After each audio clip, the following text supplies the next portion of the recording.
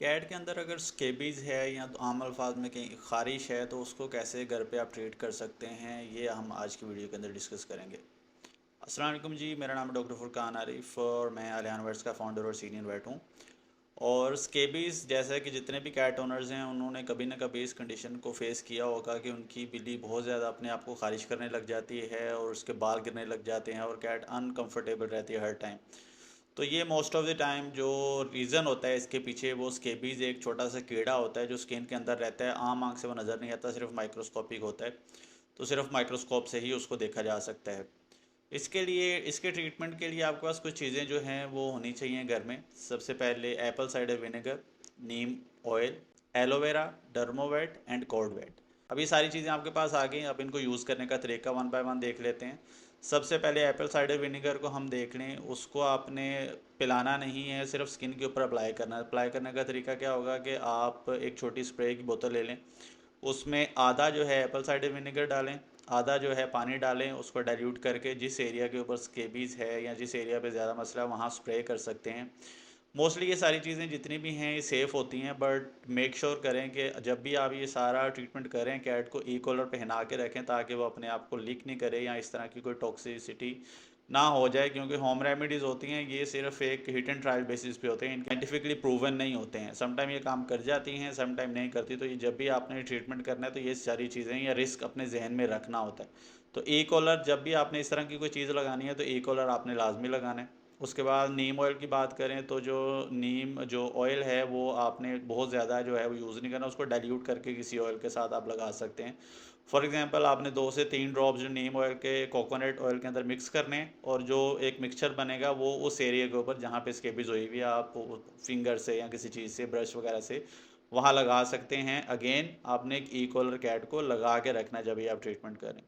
उसके बाद एलोवेरा है। एलोवेरा सारे ही जानते हैं कि एलोवेरा का जेल होता है जो डेफिनेटली वो स्किन को सूद करने में और उसकी इचिंग या इस तरह के मसलों में बेहतर होता है। बट स्पेसिफिकली ये उसका ट्रीटमेंट नहीं है, सिर्फ ये होता है कि इचिंग वगैरह को काफ़ी हद तक कम कर देता है और स्किन के ऊपर एक सूदिंग इफेक्ट क्रिएट करता है।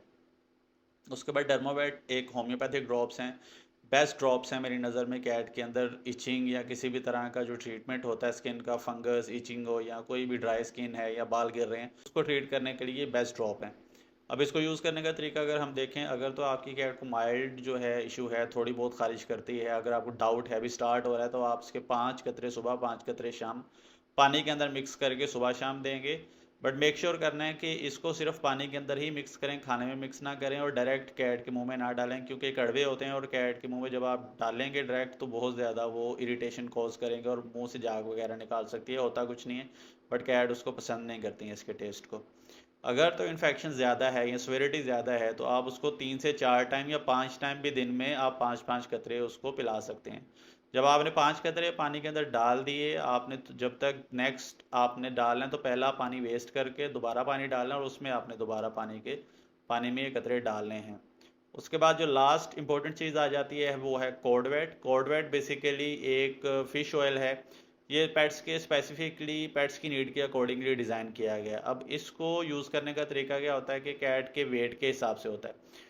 अगर आपकी कैट छोटी है बहुत ज़्यादा तो आप उसको 2 से 3 कतरे उसके खाने के अंदर मिक्स करके दे सकते हैं। अगर कैट बड़ी है तो आधा ड्रॉपर इसका दिन में एक मरतबा इसके खाने में मिक्स करना है। बट इसमें ये ध्यान रखना है कि ये आपने कंटिन्यू नहीं करना होता। मतलब आपने अभी दिया है, फिर आपने हफ्ता एक कंटिन्यूस जो है इसको देना है और हफ्ता इसको ब्रेक देनी है, फिर हफ्ते के बाद इसको देना और फिर हफ्ता ब्रेक देनी है। कंटिन्यूस नहीं देना, टॉक्सिसिटी कॉज नहीं करनी है। सिर्फ माइल्ड चीज़ें हैं तो इसने आपने सेफ़ जो रेंज के अंदर रह के इन चीज़ों को इस्तेमाल करना है। और ये सारी चीज़ें इस्तेमाल करने से आपका काफ़ी हद तक जो मसला है वो सॉर्ट आउट हो जाता है। बट मैं जैसे कि मैंने आपको वीडियो के शुरू में बताई, ये सारी चीज़ें जो हैं एक्सपीरियंस की बेस पे या आप ऑनलाइन सर्च की बेस पे मिलती हैं, पर इसके ऊपर साइंटिफिक जो है नहीं होता। स्केबीज़ का अगर स्पेसिफिक ट्रीटमेंट करें तो उसके सिर्फ कुछ इंजेक्शन होते हैं, अगर आप ज़्यादा नहीं तो उसके कुछ इंजेक्शंस होते हैं। जैसे एक इंजेक्शन अभी लगता है, एक 7 दिन के बाद, फिर 7 दिन के बाद मैक्सिमम 3 इंजेक्शन लगते हैं और उसमें स्केबीज़ का काफ़ी हद तक मसला हल हो जाता है। अगर तो आप अपनी कैट को वेट के पास लेके जा सकते हैं तो उसको ये लाजमी 3 इंजेक्शन का कोर्स लाजमी करवा लें। अगर आप ये मीनवाइल ये सारी चीज़ें करना चाह रहे हैं तो ये चीज़ें उसको रिकवरी को हेल्प करेंगे, उसको फास्ट करवा देंगी। बट जो इंजेक्शन है वो मेक श्योर करेगा कि इन्फेक्शन ख़त्म हो गया है। बट अगर आप नहीं लेके जा सकते तो ये चीज़ें ट्राई आप करेंगे। बट इसमें टाइम टेकिंग काम होगा। जैसे अगर इसने कैट ने फॉर से 3 वीक्स के अंदर ठीक होना, तो इसमें हो सकता है महीना लग जाए, 1.5 महीना लग जाए कंप्लीट इन्फेक्शन को ख़त्म होते। तो ये मेरी रिकमेंडेशन एज ए वेट ये होगी कि सबसे पहले तो आप कैट को जाएं क्लिनिक पे लेके, उसका पहले टेस्ट करवाएं कि आखिर ये स्केबीज़ है भी कि नहीं है। जो इचिंग आपकी कैट कर रही है वो और भी रीज़न हो सकते हैं, उसको फंगस हो सकती है, उसको किसी तरह की एलर्जी हो सकती है, कोई और मसला हो सकता है। तो ये आप चीज़ें पहले चेक करवाएं। उसका एक स्किन स्क्रैपिंग छोटा सा टेस्ट होता है 1000-1500 रुपये का, वो आप टेस्ट कराएं। आपको मेक श्योर करें स्केबीज़ है, वहाँ पे वेट को बोलें कि इंजेक्शन लगा दें, फिर इंजेक्शन, फिर इंजेक्शन, 3 इंजेक्शन का कोर्स कर लें। मीनवाइल आप ये सारी चीज़ें कंटिन्यू करें, तो इंशाल्लाह जो आपका मसला है स्केबीज़ वाला वो हल हो जाएगा।